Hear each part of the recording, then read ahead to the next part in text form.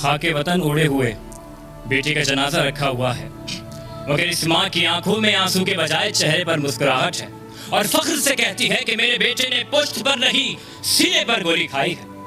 کہ صدر علی وقار یہاں ان بیٹوں کا خون شامل ہے کہ جن کی مائیں اپنے لخت جگر کے جنازے پر کھڑے ہو کے کہہ رہی ہیں اللہ نے مجھے 10 بیٹے بھی دیے ہوتے تو اس وطن کی محبت پہ قربان کر دیتی۔ ارے یہ خاک تو وہ خاک ہے جسے اپنی جان سمجھا تو 27 رمضان 14 اگست کو کئی لاکھ قربانیاں دینے کے بعد اس وطن کو حاصل کیا۔ یہ خاک تو وہ خاک ہے جسے اپنی جان سمجھا تو عبدالستار ایدھی نے ایک ایمبولینس سروس سے اپنے سفر کا آغاز کیا اور پھر دنیا کی سب سے بڑی ایمبولینس سروس بنا کر انسانیت کی خدمت کو اپنی زندگی کا مقصد سمجھا۔ یہ خاک تو وہ خاک ہے جسے اپنی جان سمجھا تو عبدالقدیر خان نے اپنا فرض پورا کر دیا۔ یہ خاک تو وہ خاک ہے جسے اپنی جان سمجھا تو مریم مختار نے پہلی خاتون پائلٹ ہونے کا اعزاز حاصل کیا اور پاکستان کا نام روشن کر دیا۔ یہ خاک تو وہ خاک ہے جسے اپنی جان سمجھا تو عرفہ کریم نے تعلیم کے میدان میں پاکستان کا نام روشن کیا۔ یہ خاک تو وہ خاک ہے جسے اپنی جان سمجھا تو کہنے لگے کہ اگر وطن سے محبت جرم ہے تو یہ جرم میں سوار کروں گا۔ یہ خاک تو وہ خاک ہے ارے جسے اپنی جان سمجھا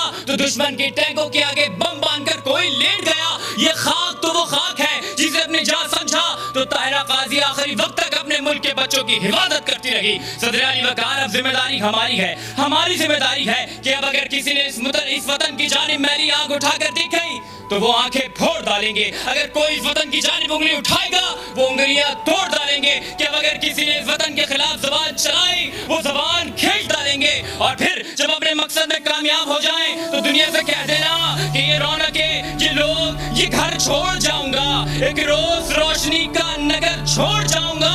ارے لشکر کریں گے میری دلیری پہ تبصرے، مر کے بھی زندگی کی خبر چھوڑ جاؤں گا، کیونکہ یہ خاک وطن ہے جہاں اپنی اور جہاں تو سب کو پیاری۔